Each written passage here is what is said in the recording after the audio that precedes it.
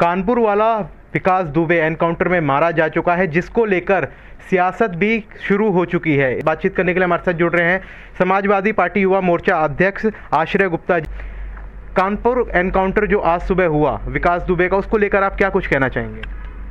देखिए, जो कानपुर एनकाउंटर में विकास दुबे की जो मैं हत्या ही कहूँगा, क्योंकि ये एनकाउंटर नहीं था, सबको पता है। और कल जिस तरह से विकास दुबे ने पूरे यूपी पुलिस को चकमा देके पिछले 4, 5, 6 दिन से और पूरे यूपी घूमा, फिर फरीदाबाद गया, हरियाणा से होते हुए फिर वो उज्जैन पहुंच गया।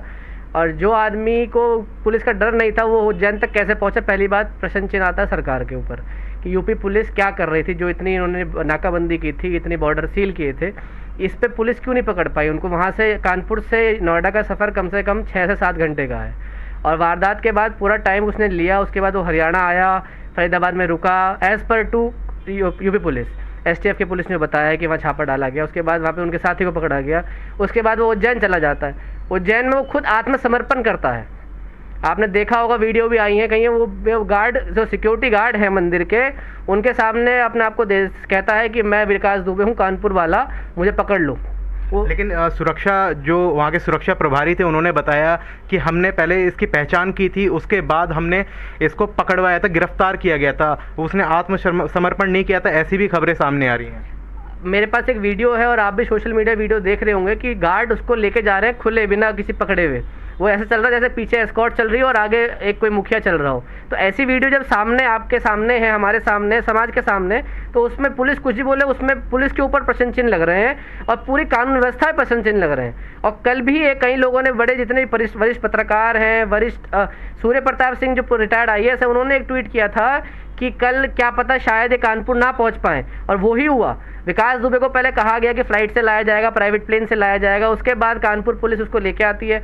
और आपने आज देखा होगा, सुबह एक ANI के पत्रकार ने वीडियो भी जारी किया जहाँ पुलिस के द्वारा उसको, मीडिया को रोका जाता है बैरिकेडिंग लगा के। तो एक वो मीडिया वाले को भी प्रश्न करना चाहिए, आप लोग भी मीडिया पत्रकार हो, आप लोग प्रश्न कि क्यों रोका गया?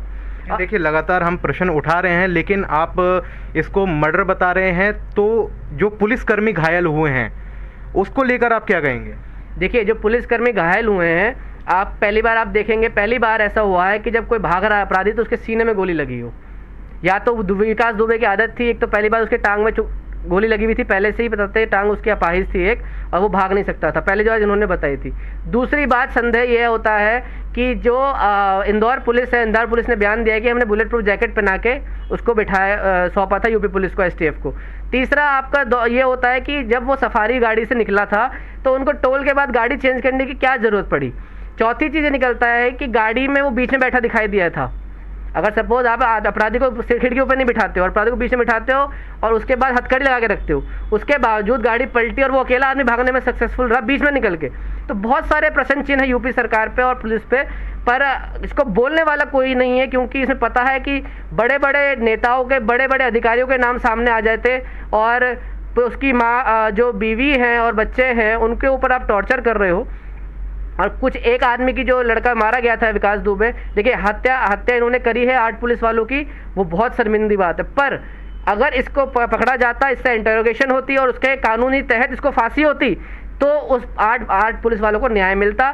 और यही बात उसके जो देवेंद्र मिश्रा जो CO थे, जो एक्सपायर हुए हैं, जो शहीद हुए हैं, उनके जीजा जी ने भी यही बात कही है कि ये एक प्री प्लान्ड मर्डर हुआ है और प्री प्लान्ड इसकी एक साजिश करके एनकाउंटर किया गया है। और ये एनकाउंटर किसी को भी हजम नहीं हो रहा है, चाहे सत्ता में हो चाहे ना सत्ता में हो, कोई पत्रकार हो, किसी को भी एनकाउंटर हजम नहीं हो रहा है। और पूरी यूपी पुलिस पर और यूपी सरकार पर एक प्रश्न चिन्ह लगा दिया गया कि ये ऑन द स्पॉट डिलीवरी जो कर रहे हैं अपने क्राइम के, उसको, उससे किस किस लोगों को बचाना चाह रहे हैं और कौन कौन आका है। और हम लोग समाजवादी पार्टी की तरफ से, हमारे राष्ट्रीय अध्यक्ष ने मांग की है, क्योंकि इन लोगों ने हमें डिफेम करने की कोशिश करी है, एक सदस्यता पर्ची की कि ये समाजवादी पार्टी के आजीवन सदस्यता मैगजीन, वो मैगजीन कोई भी ले सकता है, वो आप जाएंगे, आप उसके आजीवन सदस्य बन सकते हैं। वो मैगजीन की सदस्यता होती है, ना कि किसी सदस्यता पार्टी की।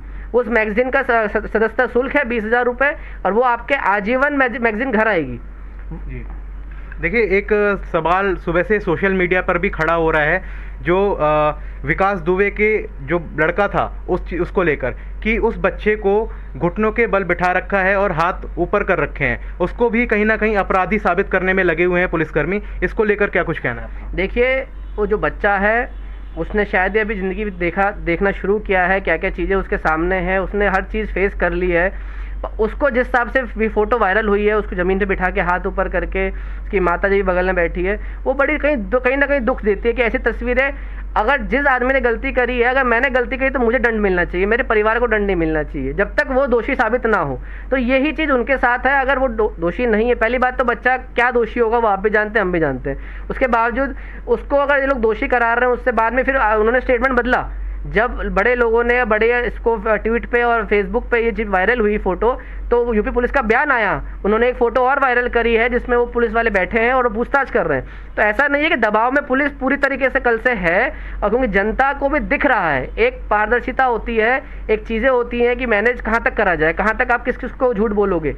और अब सबको दिख रहा है गाड़ी पलटना, और गाड़ी भी आपने देखा जहाँ पलटी है वो एक साइड डिवाइडर अगर पलटता, अगर एक आकस्मिक वो पलटना होता है तो वो सड़कें पलटती है, गाड़ी मुड़ते हुए पलटी गई है, सर्विस लेन में पलटी गई है। तो ये बिल्कुल एक प्री प्लान्ड एनकाउंटर इन्होंने जो फेम किया है यूपी पुलिस ने, और किसको बचाने के लिए, ये एक बहुत बड़ा प्रश्न है। और यही चीज़ हमारे राष्ट्रीय अध्यक्ष ने मांगी कि 5 साल की इनकी CDR निकाली जाए विकास दुबे की, और जिस और सार्वजनिक की जाए, लाइव सार्वजनिक की जाए, और जिस भाजपा के मंत्री या सपा के मंत्री या किसी से भी लिंक है, उस दोषी को तुरंत कड़ी से कड़ी कार्रवाई होनी चाहिए। जी, एक आखिरी सवाल, क्या 8 पुलिस कर्मियों को इस घटना के बाद इंसाफ मिल गया है?